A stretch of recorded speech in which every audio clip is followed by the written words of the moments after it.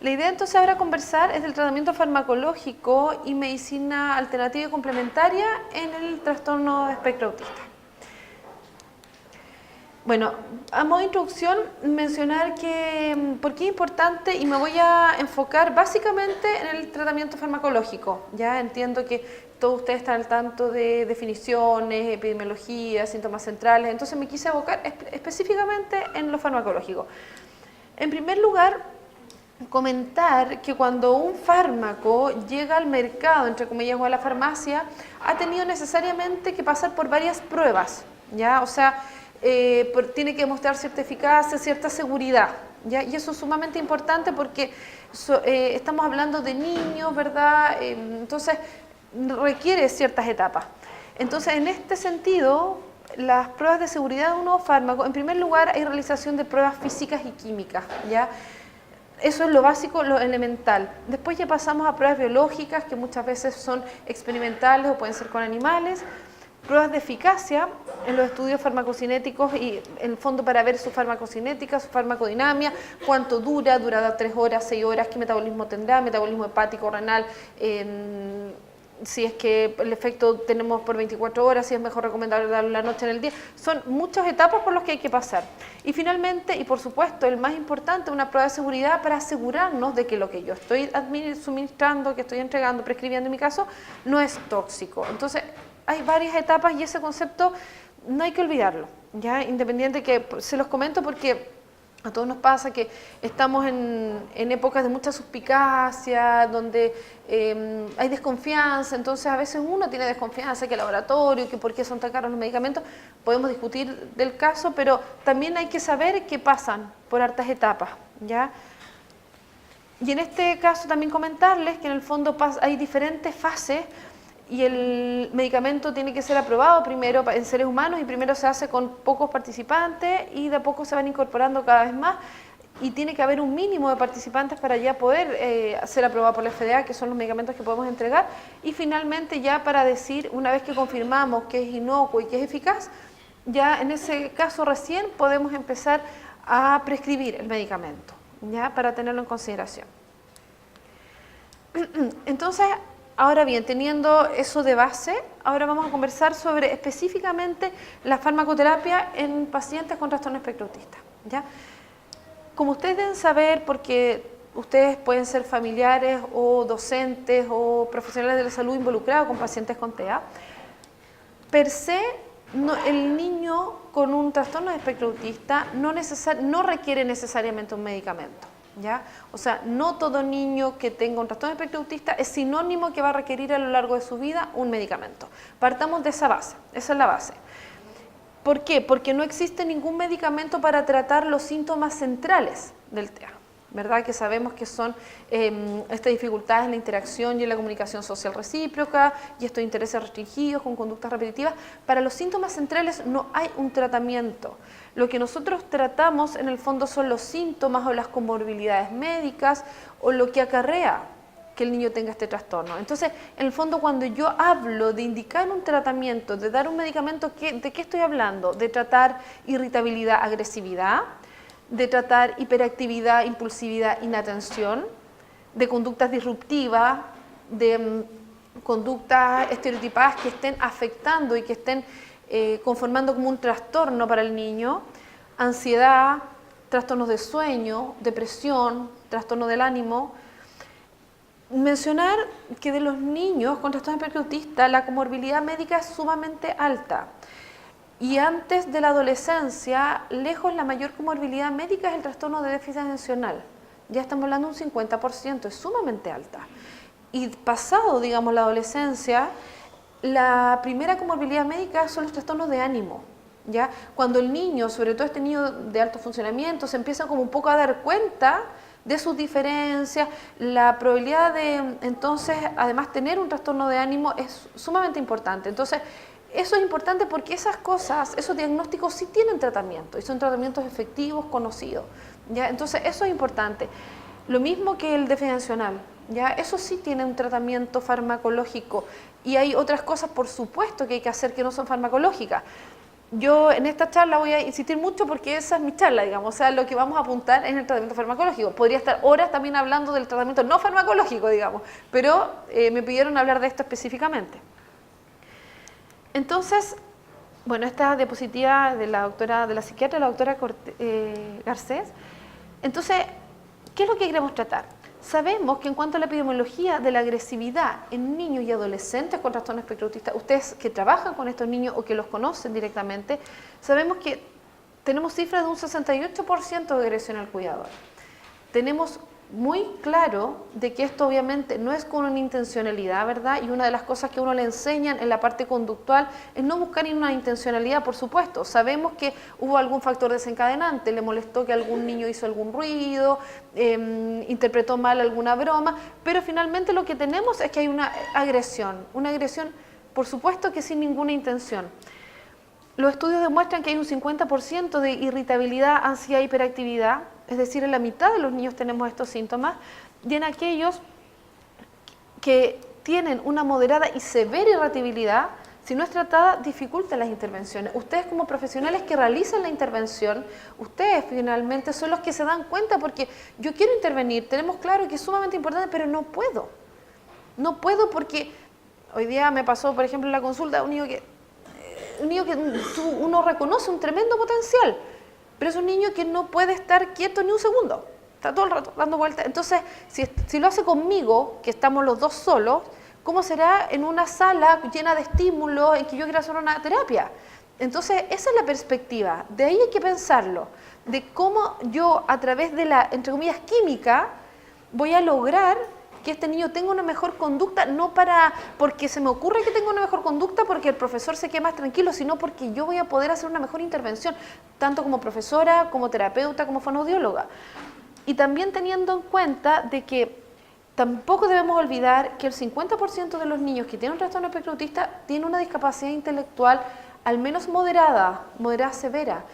El otro 30% tiene probablemente alguna dificultad, ya sea leve, limítrofe, y solo entre un 5 o un 20% tenemos un coeficiente intelectual absolutamente normal. Entonces, tenemos ya dificultad porque el explicarle probablemente que yo haría quizás con otro niño va a ser más dificultoso porque además de la dificultad per se en la interacción social, a su vez este desmedro cognitivo también conlleva a que sea más difícil. Entonces tengo que a veces, insisto, desde la química, desde lo neurobiológico, modificar ciertas cosas para poder pasar sí a tener a una terapia más eficaz. ¿Ya? Porque son cosas que los niños no es un tema de voluntad. No es un tema de voluntad, no es que él quiera o no quiera, no puede.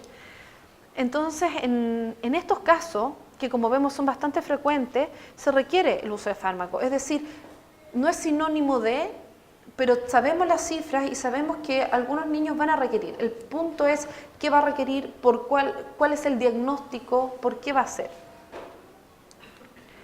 Entonces, bueno, esta presentación se basa en el fondo en estos trabajos y están acá por si los pueden buscar. También les aprovecho de comentar que es súper importante estar siempre trabajando en común con todos los profesionales porque van saliendo muchas cosas. Entonces, estas instancias de educación son súper importantes porque lo que aparece en la presentación no es lo que yo creo, lo que yo digo, es lo que yo estudio. Y estamos estudiando todos los días y no basta con el título, hay que revisar. Si ustedes revisan sobre todo en el tema de trastorno espectro autista, todos los días aparecen trabajos y todos los días ayer me llegó un estudio y aparece el titular como demostrado que tiene relación con la ansiedad y con la depresión en la mamá. Y llega otro estudio, cannabis, marihuana en autismo los mejora. Todos los días, 2018, agosto del 2018, llegan también otro que nos llegó con la doctora Rojas de insecticidas en el embarazo provocarían autismo. 2018, agosto de 2018 esos tres. Entonces es importante estar siempre porque no basta el título, sino que hay que revisarlo, ver qué evidencia tiene, porque uno lo lee, es un trabajo en un hospital que llegó a ese resultado. Perfecto. Veamos entonces, esperemos cuando eso se replique en diferentes hospitales de diferentes países, con diferentes escalas diagnósticas, y podemos concluir, perfecto. Entonces hay que tener ojo, y por eso en el fondo les Si después quieren revisar, en el fondo son revisiones sistemáticas y metaanálisis. Entonces, revisaron en muchas partes, porque yo también puedo tener un trabajo de mi evidencia en el Hospital Gustavo Fricke y que probé X cosa y funcionó.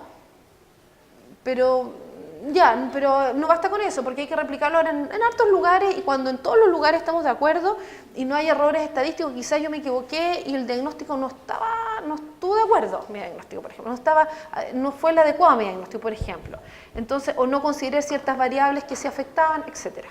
¿Ya? Entonces, les sugiero, si después van a tener la presentación, para que lo puedan revisar. Entonces, ya yéndome directamente a los fármacos, quisimos abordar los fármacos más frecuentes, los que todos conocemos y probablemente los que nos toca indicar el día a día, y por qué la doctora le dejó esto y por qué está con esto.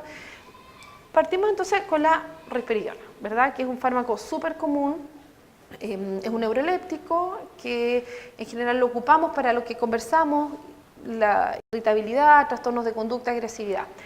¿Por qué aparece esta foto? Porque cuando uno le da a un paciente risperidona sin explicarle un poco, sin contextualizar, ¿qué hace? Se mete a Wikipedia, risperidona, y ¿qué aparece? Para el tratamiento de la esquizofrenia, ¿verdad? Entonces, están tratando, mi hijo es esquizofrénico y nadie me avisó, ¿se fija? Y realmente es impactante. Entonces, es súper importante cuando uno le da un medicamento a los papás, explicar, mire, adelantarle, anticiparlo. Va a aparecer en Google, porque usted se va a meter a Google y va a aparecer que es para la esquizofrenia. Su hijo no tiene esquizofrenia. La esquizofrenia no se hace el diagnóstico a esta edad, no tiene ningún síntoma de esquizofrenia. Nosotros estamos manejándolos desde el punto de vista conductual. Existen muchos medicamentos que se crearon para A y ahora lo ocupamos para Z.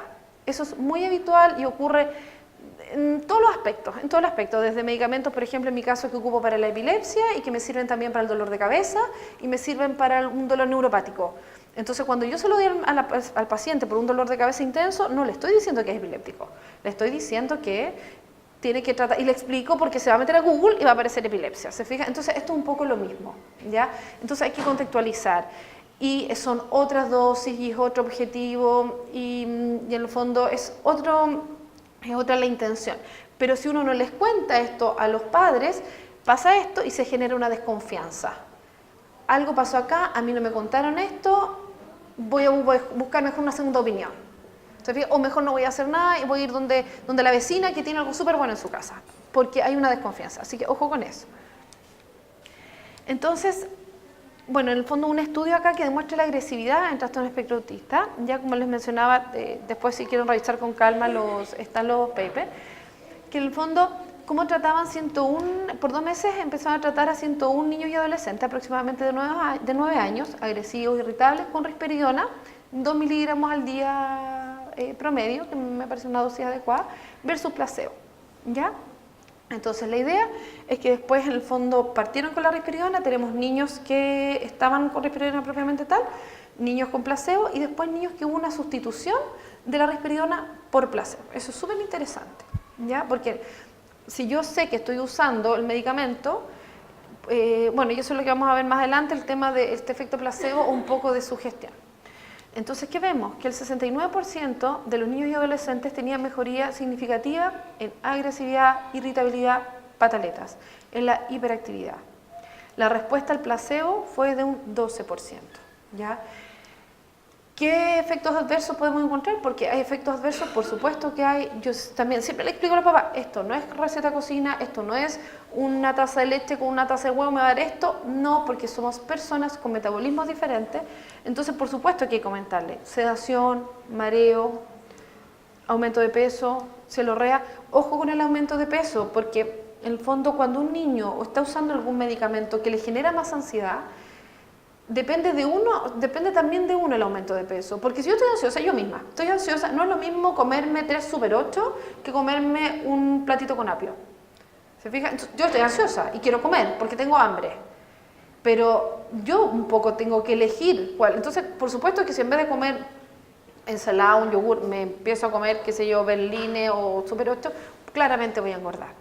Entonces hay que tener ojo con eso. No es que el medicamento per se, sino que aumenta el apetito, y aumentando el apetito, si comes lo que tú quieras sin ninguna restricción, vas a engordar. Entonces, ¿qué es lo que se vio también en este estudio? que 2/3 de los que respondían a la risperidona mantenían el efecto por 6 meses, es decir, era un efecto a largo plazo, no era una cosa que era en este minuto, sino que podías tener un buen resultado a largo plazo. Y el 64% de los pacientes que sustituían a placebo, sin ellos saber que estaban sustituyendo a placebo, recaían, versus 13% de los que continuaban. Es decir, cuando se suspendía y se pasaba a placebo, efectivamente los síntomas aumentaban. O sea, había algo objetivo. No era solamente de que yo como papá o cuidador o terapeuta creo que funcionaba. Llegamos sí a aumentos de 6 kilos, que eran más que el doble que el placebo en 6 meses. O sea, efectivamente había un aumento de peso secundario a este aumento de ansiedad. ¿Ya? ¿Por qué mencionar la risperidona? Porque en general, en lo que respecta a trastorno de espectro autista asociado a agresividad, irritabilidad y trastornos de conducta, lo que está demostrado con el mejor nivel de evidencia es la risperidona y el aripiprazol. Eso sigue siendo así. ¿Ya? Yo recuerdo haber hecho una charla en el Congreso del Hospital Gustavo Fricke el 2016, donde aparecían realmente con la mejor evidencia y eso se ha mantenido igual. Entonces, la risperidona está aprobada por la FDA para la irritabilidad y la agresividad y los cambios de ánimo desde el 2006 en niños y adolescentes de 5 a 16 años. También mencionar que sí, últimamente cada vez en general se solicitan, hay más requisitos para poder hacer trabajos, ¿verdad? A raíz de los comités de ética y algo que me parece muy bien. Décadas anteriores a mí se me ocurría investigar algo, viajaba a un país subdesarrollado, tomaba a las personas, hay muchos estudios y hay muchas catástrofes que han sucedido por eso.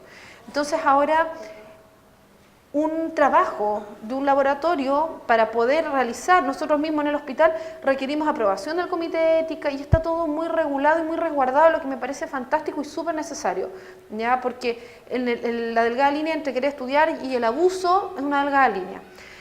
Yo puedo tener la mejor intención, pero no necesariamente otras veces tener la mejor intención. ¿A qué voy con esto? Que en niños además es más difícil. Si en adultos es difícil, en niños es más difícil. Y en niños con trastorno espectro autista, más difícil aún, porque siempre tenemos el tope del diagnóstico también.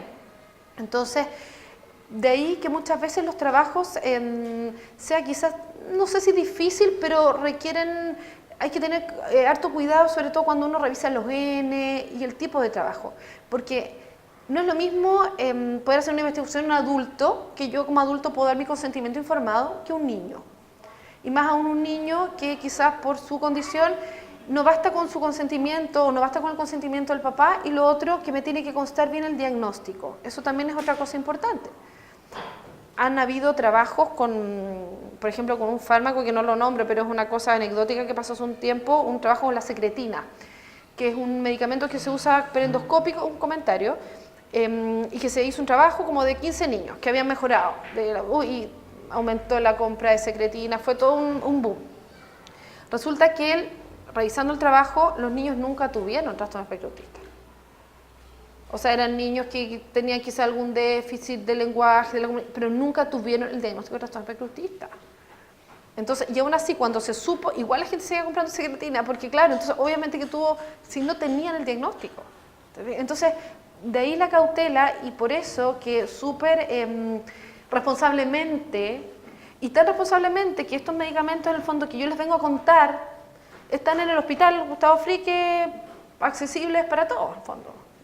En fondo hemos hecho un trabajo para, por ejemplo, incorporar la risperidona en gotas, el aripiprazol, que es un medicamento caro, está en el hospital. O sea, son medicamentos, tampoco estamos hablando de cosas, usted tiene que ir a comprar. No, usted en el Hospital Gustavo Fricke lo tiene. Así que eso también es importante. Que no estamos hablando de cosas de repente, uy, me digo, súper bueno, no, pero no hay, solo en Estados Unidos. ¿Ya? No, estos son medicamentos accesibles que usamos diariamente. Entonces, cuando aplicamos escalas de evaluación, mejoraron conductas sensoriales y motoras, reacciones afectivas y las respuestas sensoriales. ¿Ya? Entonces uno dice, mejoró la reacción afectiva al disminuir esta impulsividad, yo mejoro mi conducta afectiva. Esa es la idea. Otros estudios revelan mejoría en el retraimiento social, ya estamos hablando de un 63%, asociado a la disminución de la irritabilidad. Eso es. ¿Te fijas? O sea, yo disminuyo la irritabilidad y puedo lograr acceder a muchas cosas. Esa es la idea. Y lo que les mencionaba, el aripiprazol, ya que también en el fondo ha demostrado eficacia para agresividad. Acá hay un estudio que se hizo en 231 niños y adolescentes. En general las dosis varían entre 5 y 10 miligramos. Es una muy buena alternativa. En lo personal he tenido muy buenos resultados con este medicamento para la irritabilidad y el manejo de conducta, muy buenos resultados. Y en general, como es un neuroléptico y tiene un actuar similar a la risperidona, también puede conllevar a sedación, un poquito somnolencia, y por eso muchas veces partimos con el medicamento en la noche, para que no interfiera en el día. Y aumento de peso, pero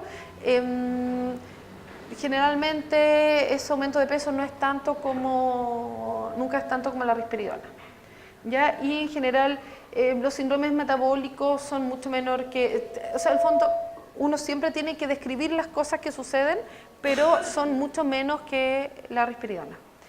Entonces, en este estudio demuestran que tienen en dosis en el fondo de 2 a 15 miligramos, es efectivo, es seguro, es bien tolerado y disminuye la irritabilidad por un año. Es decir, son tratamientos que usamos de forma mantenida. No es como hoy vamos a dar un mes, 2 meses, no, en general 6 meses, un año de forma mantenida, ¿ya? Y está aprobado desde el 2009 para agresividad en niños y adolescentes de 6 a 17 años por la FDA, justamente para episodios de irritabilidad y agresividad. Eso en cuanto, como mencioné, en el fondo vamos a conversar el tratamiento farmacológico de los síntomas como comórbidos, de los síntomas, no necesariamente los centrales, pero que sí influyen hacia los síntomas centrales. La hiperactividad en el TEA. Bueno, como les mencionaba, en promedio es de un 50%, varía entre un 30 y un 80%, es lo que es sumamente alta. Y también es interesante porque, como ustedes deben saber, en el DSM-4 como que uno tenía que elegir, ¿verdad? El uno y el otro. No podía estar como, casi como que si era uno descartaba el otro. En cambio el DSM-5, y que es súper necesario y súper importante, lo incluye, lo considera como una comorbilidad, que es lo que uno ve. Si en realidad uno lo ve, o sea, no es necesario tener un manual diagnóstico para saber, oye, realmente eso es lo que me pasa. Yo tengo un niño y son cosas diferentes. Si bien ambos comparten en la teoría de la génesis del trastorno espectro autista, está la disfunción ejecutiva como una de las tres, hay mucha teoría, pero una de las tres principales, pero claramente es diferente un niño con déficit atencional que un niño con un trastorno espectro autista. Pero como comparten esta génesis, sí comparten cosas en común. ¿Y qué es lo importante, siento yo? Que tiene un tratamiento farmacológico y que anda muy bien y que puede mejorar al menos lo que correspondería a esta disfunción ejecutiva. Entonces, bueno, en este estudio demuestra que también que la hiperactividad y la impulsividad disminuyeron, pero por supuesto que el metilfenidato, usando metilfenidato, hubo menos respuesta que los niños con trastorno espectro autista. O sea, es decir, un niño que tiene un TDA puro, si yo comparo la respuesta del metilfenidato con un niño con TDA más un trastorno espectro autista, va a ser menor la respuesta, por supuesto, porque en el otro niño tengo otras dificultades asociadas también. En un niño con TDA puro pueden hacer una intervención psicopedagógica, psicoterapéutica y usar el tratamiento y el niño me va a entender y podemos tener un buen feedback. En cambio, son otros desafíos, pero tenemos una buena respuesta de todas formas. Por supuesto, siempre mencionar, siempre contarle a los papás el tema de los efectos, las reacciones adversas a medicamentos que pueden existir, como aumentar un efecto paradojal, aumentar la hiperactividad, puede ser, a mí me ha tocado muy pocas veces, pero sí me ha pasado, de que tú le estás dejando, pero ¿cómo si le estoy dejando algo? Bueno, insisto, esto no es cocina, esto es medicina, ¿verdad? Entonces puede pasar disforia, tics, estereotipia, se ve poco, pero se ve, y en ese caso lo que en general sugerimos es disminuir las dosis, más que suspender, disminuyamos y veamos. Ya cambiamos quizás la marca. En lo personal no trabajo con ninguna marca, pero a veces nos pasa en el hospital que cambian las marcas. Entonces, y los papás dicen, y yo les creo a los papás, no tengo por qué no creerle. Me dice, doctora, ando súper bien, y ahora cambiaron en el hospital, cambió a ver, y pucha, y cambió. Y yo le creo, ¿por qué va a mentir respecto? Y es clarísimo. Entonces, de a poquito hemos tratado ya de pedir ciertas Cuando digo más que marcas, tratar de estandarizar un poco para que no tengamos estos cambios, porque lo dicen los papás. Entonces, y otros fármacos que también podría disminuir la hiperactividad es la risperidona y el aripiprazol. Está claro que el tratamiento con el metilfenidato es para una cosa y el de la risperidona y aripiprazol es para otra, pero finalmente igual son conexiones que se topan, ¿ya? Entonces, ¿a qué voy con esto? Que un niño puede haber partido con risperidona de muy pequeño, porque en un niño menor de 6 años no voy a partir metilfenidato, y después hacer el cambio, por ejemplo, o llegar en un momento a tener que usar las dos. ¿Te fijas? Pero porque estoy buscando efectos diferentes, ¿ya? Y ambas se potencian y por supuesto que cada niño es su propia historia y su propio mundo. Entonces, no es que ya. Entonces anoten que todos los niños con TEA le vamos a dar una risperidona, o sea, sería absurdo. ¿Se fija? O sea, cada niño su historia, su conducta. Hay momentos, hay un niño que logró una buena estructura, que estamos súper bien, pero se va a cambiar de casa. Está viviendo un duelo, los papás se separaron, se va a cambiar de región, entonces estábamos súper bien, no habíamos usado nunca un medicamento con él, veamos, observemos, evaluemos, quizás en él va a ser menos tiempo, ¿te fijas? Entonces esas son cosas que hay que considerar. Solamente para mencionar respecto al metilfenidato, son todas estas formulaciones, ¿ya? De todas las marcas, en fondo, qué sé yo. Esto es para saber, digamos, las que hay acá. Y tratamos, como un esfuerzo mancomunado del equipo de neurología, tratamos de incorporar, por ejemplo, este Arexretar, que es de liberación prolongada, lo incorporamos recientemente al arsenal del hospital, que es un importante avance para nosotros, porque en el fondo, de lo contrario, la dosificación tenía que haberse ser 1-1 o 1-1-1, entonces de a poquito estamos avanzando.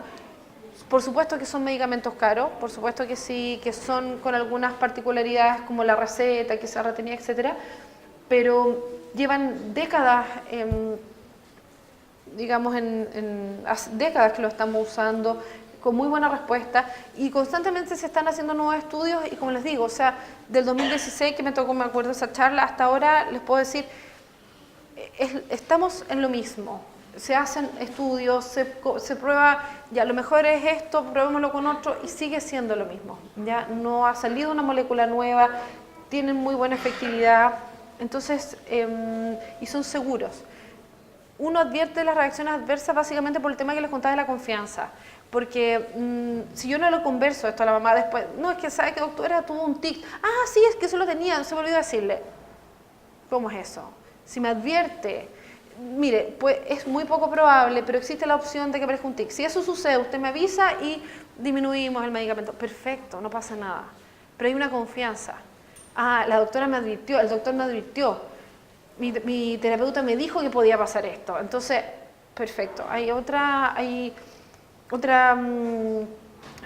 Cuando sucede, lo adopto, lo asimilo de otra forma, a que nadie me dice, o lo tengo que buscar en Google. Entonces, en el caso del psicoestimulante, como es el metilfenidato, entonces, ¿qué reacción adversa al medicamento puedo tener? La anorexia, es decir, la inapetencia, al revés de la risperidona, cefalea, epigastralgia, insomnio, y situaciones especiales como tics y epilepsia. Mencionar que en general, cuando yo lo que le digo a los pacientes, úselo primero que todo con desayuno. Si no lo usa con desayuno, no lo use. Porque en el fondo le va a doler la cabeza y le va a doler la guatita, seguro. Entonces, ¿para qué? Si lo toma con un buen desayuno, nos aseguramos que la posibilidad de dolor abdominal y cefalea disminuye mucho. Lo otro, partiendo con dosis bajas también. Más que pesa tanto, calculemos por peso, no. Partimos siempre con dosis bajas y vamos viendo de a poco, porque estos son temas conductuales. Esto no es un antibiótico, no es para la fiebre. Si el antibiótico tiene que ser exacto miligramos por kilo, esto no, son temas conductuales. Lo que viene el papá, lo que viene la mamá, es súper importante. Entonces, vamos de a poco. ¿Ya? El tema de la inapetencia, sí puede provocar, pero en ese sentido también le digo a los papás, o sea, en fondo las porciones que uno necesita no son en general la tendencia de nuestros niños y adolescentes más hacia el sobrepeso que hacia la desnutrición. Entonces vamos viendo con calma y lo importante es que tengan una nutrición saludable. Insomnio. Este medicamento es un psicoestimulante, está hecho para que yo active mi función ejecutiva, mi atención, mi concentración. No lo puedo usar en la tarde-noche. Por supuesto que es como si me tomo una taza de café en la noche, por supuesto, porque ¿para qué lo estoy usando? Si el tema no es para dormir, no estoy usando esto no es melatonina. Y el tema de los tics y la epilepsia, no hay una contraindicación. O sea, si yo tengo un paciente con tics, un paciente con epilepsia, lo puedo usar y vamos viendo en el camino, caso a caso. Pero per se no es una contraindicación. Bien, y esto que lo conversamos con la doctora Rojas, de que era muy importante abordarlo ahora, y también si es que hay alguna duda, pregunta, respecto a la medicina complementaria y alternativa. ¿Ya? Entonces, a modo como de instrucción, ¿verdad? O definición, es un conjunto diverso de sistemas, prácticas y productos médicos y de atención de la salud que no se considera actualmente parte de la medicina convencional y que son practicadas por profesionales y no profesionales del área de la salud, ¿verdad? ¿Cuál es la diferencia entre ambas?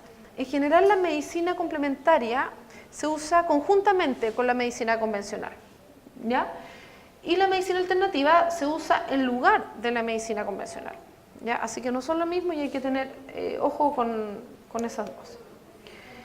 Entonces, medicina complementaria y alternativa, la verdad es que hay muchas cosas. En el fondo, desde vitaminas, minerales, flores de Bach, aromaterapia, homeopatía, masoterapia, hipnoterapia, cromoterapia, entrenamiento, danza terapéutica, medicina tradicional china, medicina mapuche, etc. O sea, hay de todos los tipos. ¿Y qué es importante en esto? En general, el uso, hay varios estudios bien interesantes respecto del uso de la medicina complementaria o alternativa en niños en general, y es bastante alta, pero cuando uno analiza a los niños con trastorno espectro autista es más alta aún, porque esos padres o cuidadores, en el afán de querer ayudar a su hijo y de buscar alguna cura para su hijo, buscan, porque la medicina convencional no le aportan una solución al problema. Estamos en una sociedad absolutamente de la inmediatez, de lo desechable, donde considerar que una terapia puede durar meses o años es una cosa terrible, porque yo quiero tratarlo ahora ya. Entonces tenemos que entender que estamos hablando de una condición que no se cura, porque es una condición, porque yo no curo o cambio mi forma de ser o como soy. Yo puedo moderarlo, puedo adaptarlo, pero esto no es una amigdalitis que yo vaya a curar con un antibiótico. Entonces es importante informar, porque en este afán entonces se puede caer en falsas expectativas. Y tiene que ver con un tema de expectativas, de gastar tiempo, de gastar dinero y de agotar al niño también. Entonces, igual hay que tenerlo en consideración. Por ejemplo, este estudio del 2008, y que en Estados Unidos, por ejemplo, 1 de 3 pacientes con autismo está con dieta sin gluten, sin caseína, sin ninguna evaluación gastroenterológica que diga que el niño tiene una enfermedad celíaca, por supuesto. ¿Te fijas? Entonces, esto no sé ustedes, pero a mí me toca verlo muy a menudo, muy a menudo. Entonces, les tomamos los anticuerpos que corresponden para descartar una enfermedad celíaca, están normales. Estamos hablando de un niño que per se es restrictivo, que per se tiene dificultades para alimentarse, y sobre eso le aplicamos más restricción. ¿Se fija? Y no puedes comer esto, es que esto. Y no tiene ninguna evidencia. Yo siempre le digo a los papás, créame que si algo tuviera evidencia, seríamos los primeros en informar y recomendar. Por supuesto que sí, claro que sí, pero la verdad es que sea común, que se considere dentro de un tratamiento. Lo que corresponde es que su hijo tiene diarrea crónica, tiene un síndrome mal absorbativo, de absorción, tiene algún tipo de nutrición que casi uno no lo ve. Hagamos un estudio gastroenterológico y descartemos que tenga una enfermedad celíaca, por supuesto. Pero de lo contrario, lo estoy restringiendo aún más. No, es que la proteína láctea, es que... Y entonces, ojo con eso, porque no tiene ninguna evidencia. Para yo decirle seriamente, informadamente, use esto y no lo otro, es porque hay estudios que me avalan, por lo que le menciono, y por eso que parte con la introducción, porque no es que a la doctora se le ocurrió acá en Viña, no, son cosas que si usted viaja a Estados Unidos, viaja a Europa o viaja a Japón, vamos a estar todas en la misma, porque la idea es que trabajemos todos por los niños y todos queremos lo mismo. Y por supuesto ustedes también, yo creo que cualquiera de ustedes que descubre alguna cosa, por supuesto que lo vamos a ocupar, pero tenemos que tener, porque quizás mi estudio, como les mencionaba al principio, hay que replicarlo, hay que ver certezas, porque recordar que lo natural no es sinónimo de no tóxico. Todos sabemos que hay, no sé, hongos venenosos en la naturaleza. Cada ciertos años aparece una persona pidiendo, se necesita urgente un trasplante porque consumió un hongo en fueron de camping. Y, se fija, no es sinónimo lo natural con que no es tóxico. Ojo con eso. Entonces, bueno, bastantes revisiones, en el fondo de las dietas libres de gluten y caseína, que son sumamente comunes, ¿ya? Entonces, en general, esta base de datos de Cochrane se encarga de revisar, qué sé yo, todos los estudios, qué sé yo presento un estudio de Gustavo Fricke, el Tomonese, el de Santiago, el de Perú, el de Argentina, y van revisando. Es una base muy buena y tiene mucho prestigio. Se revisaron 19 ensayos controlados aleatorizados y había muy poca evidencia para apoyar dieta. O sea, no se podía así como apoyar, como recomendar. En el fondo, ¿se lo recomiendo? La verdad es que no. También respecto, en el fondo, agentes quelantes farmacológicos, en lo personal, gracias a Dios digo yo, no me ha tocado ningún paciente que esté con algún quelante, pero también es súper común. Cuando empezaron esto de que los metales pesados, la verdad es que no hay ninguna evidencia y en Chile no tenemos exposición en general. O sea, tendríamos que, claro, si usted vive quizás al lado de la fábrica que fabrica pintura y le llega pintura, le estoy haciendo una caricatura, digamos.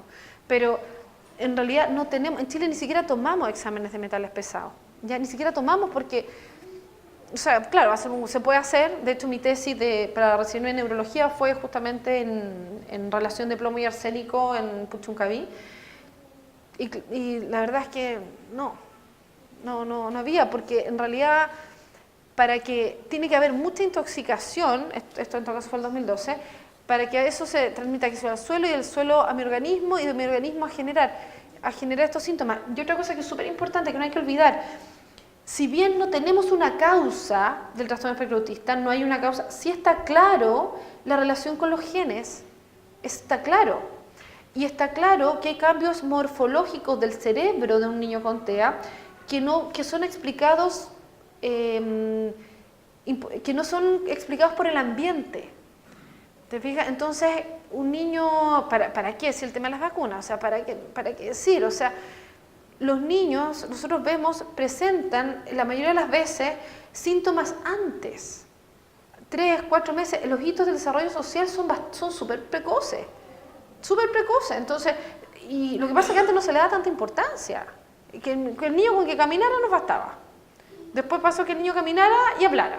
Y ahora recién nos preocupamos de la sonrisa, de que mire, de que se conecte. Eso es relativamente nuevo.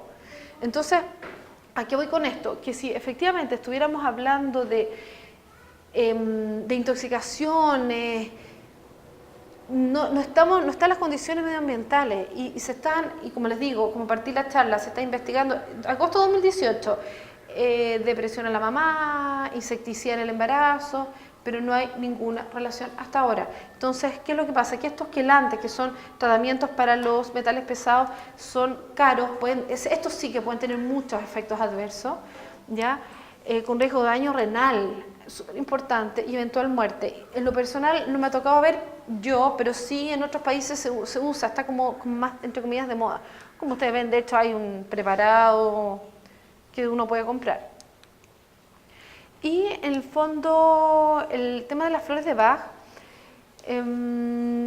también no muestra este metaanálisis, no muestra en general ninguna diferencia versus placebo.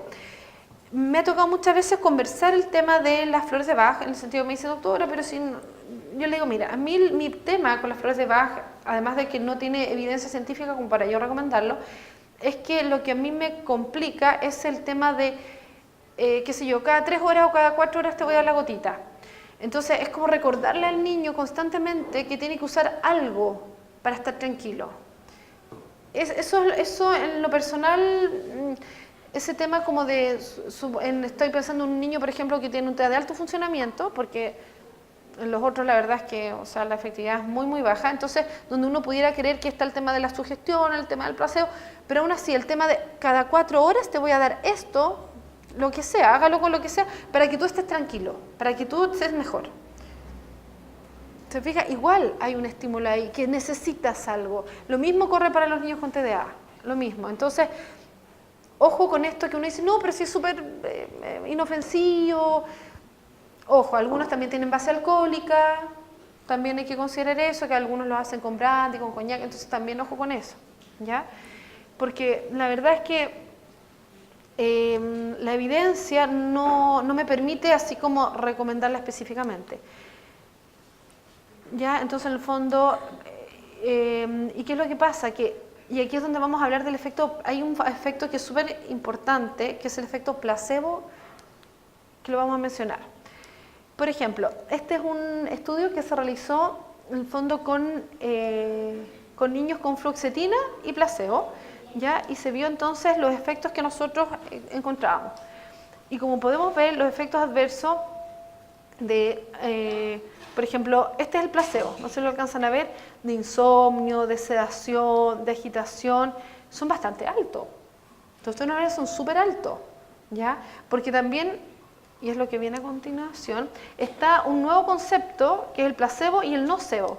¿Qué significa eso? Que son respuestas respuestas negativas producto de esta misma sugestión, pero en versión negativa, ¿verdad? Así como tenemos esta sugestión de que esto te va a servir porque te va a ayudar y yo me siento mejor, pero, por ejemplo, una persona quizá muy ansiosa, no, esto no me va a hacer, estoy como nerviosa, estoy como rara, como que me está haciendo mal. Y yo creo que a todos nos ha pasado, como que no sé, y químicamente no es nada, yo no le estoy dando nada. Pero tenemos un efecto nocebo, que antes no se consideraba. Asumíamos que siempre iba a ser positivo el efecto placebo, ¿verdad? Es como, no importa, porque si no le hace nada, le va a hacer bien. Pero no necesariamente, depende de la personalidad de la persona también. Y de ahí hay que tener cuidado con por eso somos bastante cautelosos para partir con los medicamentos, ¿verdad? Porque tenemos bastantes efectos adversos y no es tal. ¿Ya? Entonces, es súper interesante este concepto. ¿Ya? Entonces, este también estudio súper interesante de cómo a una persona se le aplica diferentes cremas, ¿ya? Que son todas cremas inertes, pero uno le va explicando para qué es cada cosa, ¿verdad? Una es lidocaína, esta te va a dar anestesia, esta puede que te duela un poco, qué sé yo, y después se le aplica un dolor, y los pacientes que pensaban que tenían anestesia no les duele, versus los otros que, uy, me duele mucho, ¿se fija? Entonces es impresionante. Y eso, bueno, y también hay estudios que son bien interesantes respecto a la analgesia, por ejemplo, de que cuando yo uso un analgésico, yo tengo que informarle a usted que es para el dolor y que se va a sentir mejor. Si yo le aplico el mismo paracetamol y no le doy esa advertencia, no hace el mismo efecto. Pruébenlo ustedes mismos, háganlo en sus casas si quieren. Pero es impresionante de que cuando yo no le digo, mi amor, esto te va a hacer bien, es impresionante cómo eso o esa funciona, pero funciona para ambos lados también. También puede ser, oye, es que como que me está haciendo mal lo que estoy usando, me siento como irritable y no le estoy dando nada, ¿ya? Entonces, eso existe y es súper interesante como tener ese concepto de este efecto nocebo. ¿Ya? Y finalmente, también mencionar de que cómo cómo la descarga opioide que tenemos nosotros normalmente en el cerebro, porque todas nuestras emociones están reguladas por el cerebro. Se fija, por mucho que el corazón, sabemos que es el cerebro, ¿verdad? Entonces, la tristeza, la ira, el dolor, está todo por nuestro cerebro. Entonces, efectivamente, cuando uno hace estudios con resonancias funcionales del efecto del dolor y el efecto del placebo, por supuesto que hay una descarga opioide en el fondo cuando ocupo placebo también. Entonces, el efecto placebo hay que considerarlo. Entonces, yo no puedo atribuir a la efectividad de un fármaco, o sea, siempre cuando yo comparo un fármaco con el otro, tiene que ser más que el efecto placebo esperado. ¿Te fijas? O sea, si yo no, es que este medicamento es bueno porque como que en 10 niñitos yo a 2 he estado bien. Ya, perfecto. Pero ¿cuál es el efecto placebo? Si yo le diera un M&M, de los 10 también serían 2. Entonces, eso que le está haciendo bien es el efecto placebo. Para que yo pueda recomendar un medicamento tengo que tener 9 de 10. No 2 de 10 porque para eso le doy un M&M. Entonces, ese es el tema.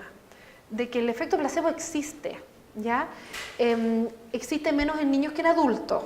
¿Ya? En adultos es mucho más fácil, porque es lógico, ¿no? La sugestión en nosotros, en niños es más difícil, pero ¿qué es lo que pasa? Cuando se evalúan estas escalas de autismo, de Flores de Bajo, por ejemplo, uno le hace la evaluación a los papás. Las evaluaciones, estos estudios que demuestran súper efectivo, cambio, entonces uno analiza, por eso le digo importante revisar el trabajo. Entonces uno revisa el trabajo y no es que le hicieron una A2, un CARS, no, le hicieron esta escala de conducta a los papás. Entonces los padres, ni siquiera los profesores, ni siquiera el terapeuta, no, a los papás. Entonces los papás, ellos son los que responden que está mejor. Entonces uno dice, por supuesto que lo voy a creer a los papás, por supuesto que sí, pero el tema está... ¿Puedo objetivar con eso que realmente el medicamento, o esta sustancia que le estoy dando, se la puedo dar a todos los niños? Si ese papá cree en lo que está usando versus este otro que no cree, ¿será lo mismo? Y para eso se tratan los estudios, para eso es la investigación. Pero es importante tener esos conceptos. Yo como terapeuta lo veo mejor y de hecho le pregunto a la mamá, oiga, ¿que está bien su hijo? ¿Qué le está dando? O es la mamá la que me dice, oiga, está súper, usted lo ve igual que siempre, pero doctor, está súper bien, está estupendo, le estoy dando una cosa nueva, maravillosa. Y usted dice, o sea, y uno por respeto, por supuesto, con calma, qué sé yo, pero me dice, yo no veo ninguna diferencia. Y yo creo que a todos nos ha pasado. Y uno dice, no veo ninguna diferencia, porque seguro que si a ustedes les pasa, que ven una diferencia importante, le van a preguntar, ¿y qué está usando? Estoy usando esto aquí, hoy el problema esto aquí, porque es fantástico, yo también quiero que todos mis niños... Pero no pasa. Entonces, en el fondo, no esperar, no creer en recetas mágicas de ninguna forma, no hay recetas mágicas para esto. Entonces, pero sí hay que tener ese concepto del efecto placebo, qué porcentaje placebo, qué porcentaje puede ser no placebo. Entonces es importante mencionar que más no siempre es mejor y que constantemente nos vamos a estar viendo, o sea, vamos a estar siempre viendo que nuevas cosas. No lo puse acá, pero mire, ni siquiera lo quise poner porque no quise como generar expectativas, porque por ejemplo también 2018 y se nos viene, yo a todos mis pacientes les digo, se nos viene cannabis en TEA, les advierto, les aviso. ¿Ya? Porque hay estudios que se están haciendo ahora 2018 en Israel de pruebas de cannabis. El tema está en que hay que esperar, porque es un estudio que se está haciendo recién en Israel, donde de la planta están sacando una molécula, un poco lo que pasa en epilepsia, están sacando una molécula muy específica y están buscando una forma. Pero lo que yo digo es que se nos va a venir a Chile es el aceite. Y vamos con el aceite, entonces se los comento para advertirles, porque me tocó, a raíz de un tema que estoy estudiando, me tocó revisar ese tema. Entonces, ¿qué hago? Me meto a Google para ver en qué está, y veo una revista, no sé, estadounidense, y obviamente todos asumimos que lo que está en inglés es, y porque está en inglés es, no importa dónde sea, pero está en inglés es válido. Y el titular, mi hijo se sanó gracias a la marihuana, pero en inglés, entonces yo le creo porque es inglés. Entonces uno analiza el tema, y o sea, no hay nada, es como, no sé si alguna vez vieron, yo no tengo redes sociales, pero cuando tenía que Peppa Pig provoca autismo, no sé si alguno vio también, el titular, expertos de Harvard dicen que Peppa Pig, expertos de Harvard, o sea, es Peppa Pig, como que el autismo fuera de ahora de Peppa Pig, y uno analizaba, y ni que expertos mencionaban nada, no había ninguna facultad, ningún estudio, es que el hospital, nada, era como que 2 personas, una cosa, pero entonces ojo con el titular, ojo con quedarnos con la frase efectista, Ojo cuando le llegue la mamá y le diga, doctora, terapeuta, fonoaudióloga, saque bien la cannabis, el aceite, no sé qué.